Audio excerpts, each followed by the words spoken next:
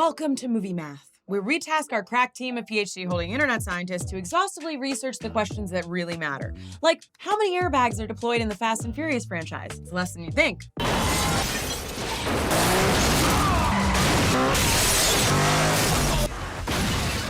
Today, we'll be looking at the House of Mouse itself, Disney. In the year of our Lord 2024, this media megagiant has its hands in almost every profitable piece of entertainment gracing your screens. From Star Wars to Song of the South, the Big D has released a truly incredible amount of entertainment since Snow White debuted in 1937. But no matter how many films, TV shows, and theme parks come along to remove the cash from your wallet, Disney maintains that they are all about family entertainment. Which is funny because some of these films have pretty traumatizing moments. Ever since Bambi's mom got murked off camera, Disney films have found ways to make children of all ages cry trauma tears with cold-hearted murder. When looking at the classics of Disney's animated canon, there are numerous instances of character death.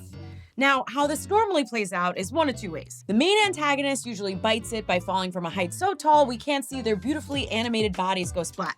Or a main character's friend or loved one gets fridged to provide them motivation for the rest of the film. Quick sidebar, the term fridge typically refers to a trope in storytelling where the death of a side character is used to motivate a main character. It comes from a 1994 Green Lantern comic where the hero's girlfriend is found mutilated and stuffed into a refrigerator. It's really cool. During my nightly rewatch of Fantasia, the demon Chernabog summoning the spirits of the damned got me wondering, what Disney hero is responsible for the most on-screen death? And listen, ever since Disney went on an acquisition spree in the 2010s, their roster of characters has reached truly staggering proportions. For that reason, we'll be focusing on the animated films only. So I don't want to hear about how Thanos is the deadliest Disney character ever because a little snap snap, okay? That's not what I'm talking about. We're focusing on animated heroes from beloved Disney movies murdering people, and that's it. So let's find out which Disney hero from their animated theatrical releases has done the most killing. I'll give you a Slim Jim if you can guess before we reveal at the end of the video. Quick hint, it's not Mulan. You thought it was Mulan. Before we begin, let's set a few ground rules. We're not gonna focus on incidental villain deaths like when Clayton accidentally hangs himself in Tarzan. I'm talking about actual murders. There's also the question of what we're considering murder, since Disney movies have monsters, talking animals, and like sentient snow. For our purposes, let's say that anything with self-awareness counts as a living thing. Lastly, we're considering a Disney hero to be a main character. So if they only appear in 1 to 2 scenes and there's a lot of death in their history, it don't count. Sorry, Atlantis. We're all gonna die.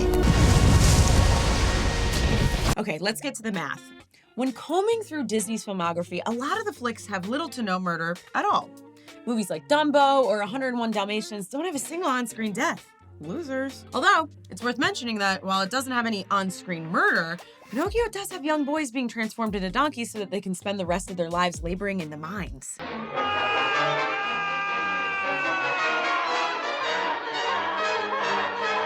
Damn, that's hard as fuck.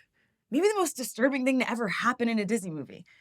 After that, there are movies with death, but not murder. That's no fun. These are movies like Snow White, where the evil queen meets her demise when a cliff she's standing on gets struck by lightning, and in an early example of a Disney classic, she falls to her death. By our math, there are about 9 examples of villains falling to their death in these movies. Scar from The Lion King, Claude in Hunchback, Gaston, Beauty and the Beast, Clayton in Tarzan, Gothel in Tangled, Hopper in A Bug's Life, McLeach, Rescuers Down Under, the Horned King in Black Cauldron, and finally, Charles Muntz in Up. If we missed any, let us know in the comments. Just know, I don't read them, and you can't hurt me.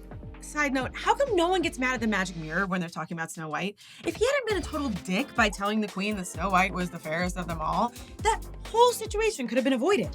And also, why is the queen placing so much stock in the opinion of a mirror? He says the hottest lady around is a woman who spends all her time singing to woodland vermin and hanging out with dudes who have names like Sneezy. Me in college. Maybe Mirror Guy doesn't have such objectively good taste in ladies. He doesn't even have a neck. You can't trust a no-neck. You cannot trust a no-neck. I know that. After that, we start getting into the good stuff. Good old-fashioned murder, baby. Now remember, we're trying to figure out which Disney hero has the most kills. So even though Captain Hook knocks off 2 of his pirates, he's not on the list. To kick things off, we have Prince Eric from The Little Mermaid, who spears a giant Ursula to death with the bow of a sinking boat, which I have to say is just metal as hell. You could use a frame from that scene as Mastodon album art and I would have no notes. You also have the Beast, who flails his arm after being stabbed by Gaston at the end of Beauty and the Beast. This causes Gaston to fall to his death, which is the thanks he gets for trying to save Belle from her Stockholm Syndrome bestiality boyfriend. But after considering the single-digit murder heroes, we quickly begin to rack up bodies. For example, there's Dash in The Incredibles. This adorable little superhero is responsible for at least 3 deaths during the high-speed chase in the first film. But he's only 10 years old, which means he's off to a great start. Keep it up, buddy, and you'll start putting up numbers like your dad, Mr. Incredible, who kills a total of 5 henchmen and main villain syndrome by throwing a car at his jet, which causes him to be sucked into the jet's turbine. He also kills his boss. Come on, there's no way that guy survives. As they say, a family that kills together stays together. We also have Finn McMissile in Cars 2 using an oil slick to cause a pursuing henchman to plummet to his death in the ocean. He later uses an elevator to squish multiple baddies, which brings his murder count to 3, until he uses literal bombs to blow up a sentient boat. Seriously, what is happening in this movie? The cars are spies? Has anyone seen Cars 2? Like, actually seen it. I don't believe you if you say you've seen it. You're lying. Okay, then there's Hercules, who does a good deal of heroic killing. He murders the Nemean lion, Nessus, a sea monster, a minotaur, a gorgon, a bird guy, the Cyclops, and the Hydra, which I'm going to count as 3. This brings the murder tally to 10 mythical monsters. After that, we have Chicken Little. Yeah, kind of a sleeper.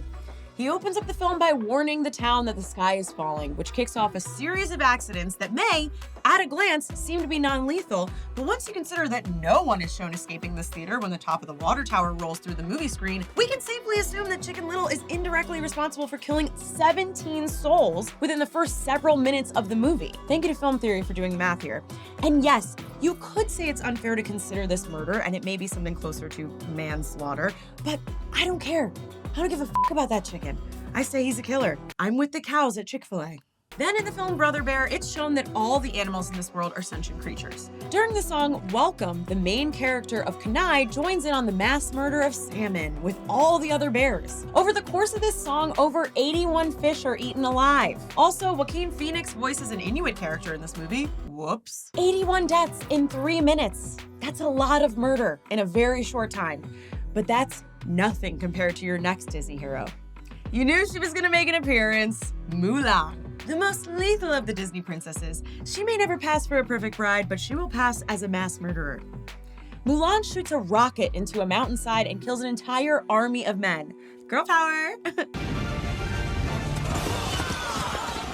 Numbers vary as to how many she actually takes out, but Business Insider states that 2,000 Huns were drawn for this scene, with only 6 of the soldiers surviving the avalanche, bringing her to a total of 1996.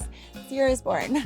Also, Mushu kills the main antagonist, Shan Yu, with a firework, and you also have to imagine everyone beneath the explosion got rained on by his innards, which is not very family-friendly. But like I said, even with a literal mountain of bodies in Mulan, she still doesn't take the top spot. Nope. For that, we'll have to go to the African Serengeti to find the true king of the heroic Disney murders. That's right, the top spot on our list goes to none other than the Lion King himself, Simba. Here's how we arrive at this conclusion. In The Lion King, Simba's father Mufasa gives him a famous lesson about the circle of life, where the lions eat the antelope. When the lions die, their bodies become the grass, and the antelopes eat the grass. Here's the thing.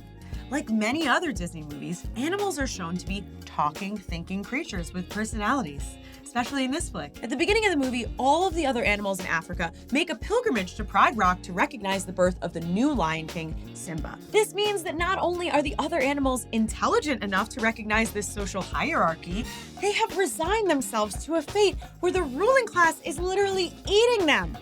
That's right, I'm saying it. The lions in The Lion King are a monarchy that literally eats the other animals subservient to them in Africa. This is like if the British monarchy munched on the working class during tea time. One antelope can feed about 15 lions for a week, give or take. In the film, Simba is probably about 6 months old by the time Mufasa dies. That means by the time Simba is having a big musical number about wanting to be king, he's already personally participated in the killing and eating of 24 antelopes. He then has 3 years of going vegetarian, which is lion for only eating bugs and grubs, and then he's back to full carnivore. But Pride Rock was inspired by the African savanna, which in 1994 was populated by tens of thousands of lions. If you wanted to feed 10,000 lions, you'd need about 667 antelope to feed them for about a week. When Simba returns to his rightful place at the head of the lion monarchy, he is upholding a system that ritually sacrifices the population of his kingdom to its rulers. That means in a single year, Simba is responsible for the death of 34,684 souls. Why hasn't anyone tried to rise up and overthrow this violent regime? All you need is to inspire a couple of elephants and one hippopotamus, and you take down all these sick f***s. I mean, seriously, do you know how scary a hippopotamus is? They will end you. Do not mess with hippos. I've been there. That's hard as f***. That's hard as f***. That's hard as f***. That's hard as f***. Maybe the most... Well, if we missed any, let us know in the comments. Just know I don't read them and you can't hurt me. As a quick aside, sorry, I can't read it.